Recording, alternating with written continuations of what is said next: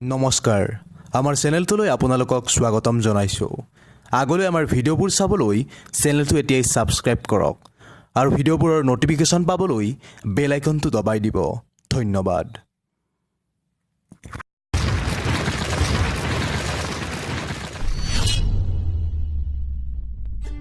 আজি আমি আলোচনা কৰিম ব্ৰয়লাৰ মুৰ্গী আৰু লোকেল মুৰ্গীৰ পাৰ্থক্যবোৰৰ বিষয়ে, অৰ্থাৎ কোনটো মুৰ্গী পালন কৰি অধিক লাভান্বিত হ'ব পাৰি তাৰ বিষয়ে।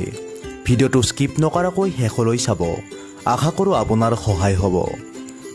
ব্ৰয়লাৰ মুৰ্গী পালন আৰু লোকেল মুৰ্গী পালনৰ ক্ষেত্ৰত যথেষ্ট পাৰ্থক্য আছে, কাৰণ ব্ৰয়লাৰ মুৰ্গী সাধাৰণতে কোম্পানীৰ দ্বাৰা পালন কৰা হয়, যাৰ ফলত ইয়াক কিছু পৰিমাণে নিজস্বতা নাইকিয়া হৈ থাকে আৰু লাভটো দুটা ভাগত হোৱাৰ ফলত ফাৰ্মাৰসকলে কষ্ট অনুসৰি টকা নাপায়। কিন্তু আনফালে লোকেল মুৰ্গী নিজৰ টকাৰে পালন কৰি সময়ত বিক্ৰী কৰি ব্ৰয়লাৰতকৈ ডাবল মুনাফা অৰ্জন কৰিব পাৰি।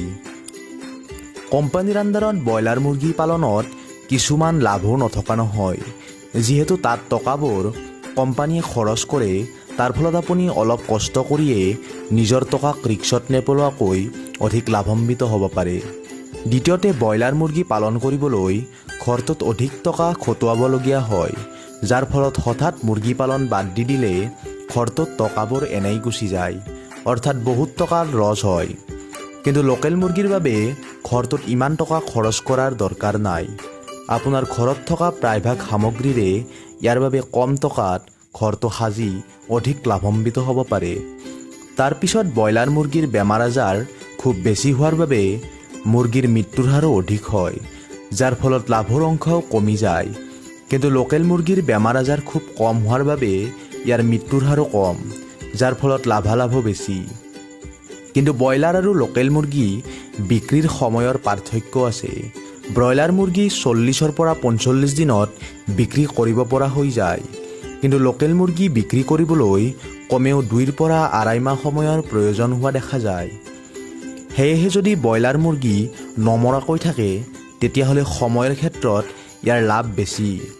আকৌ লোকেল মুৰ্গী পালনৰ ক্ষেত্ৰতো ব্ৰয়লাৰৰ দানাৰেই প্ৰয়োজন হয়, কিন্তু ইয়াৰ ক্ষেত্ৰত দানাৰ খৰচ কমাবলৈ ইয়াক বাহিৰত কিছু সময় এৰি দিব পাৰি আৰু ঘৰুৱা পেলনীয়া কিছুমান খাদ্যও লোকেল মুৰ্গীক দিব পাৰি, যাৰ ফলত দানাৰ টকা কিছু ৰাহি হয়। কিন্তু ব্ৰয়লাৰ মুৰ্গীৰ বিভিন্ন ৰোগৰ ওপৰত লক্ষ্য ৰাখি ইয়াক বাহিৰত এৰি দিব নোৱাৰি, লগতে ইয়াক পালন কৰিবলৈও অতি বেছি সাৱধান হ'বলগীয়া হয়। ইয়াৰ উপৰিও এটা লোকেল মুৰ্গী বেচিব পৰা হোৱালৈ ই 2 কেজিৰ পৰা 2.5 কেজি দানা খায় আৰু ইয়াৰ দাম 300 টকাৰ তলত প্ৰায় নাহে বুলিয়েই ক'ব পাৰি, যাৰ ফলত প্ৰফিট ডাবুল হয় আৰু পুহিবলৈ সহজ হোৱাৰ বাবে ফাৰ্মাৰসকলে ছাইড বিজনেছ হিচাপেও ইয়াক পালন কৰিব পাৰে।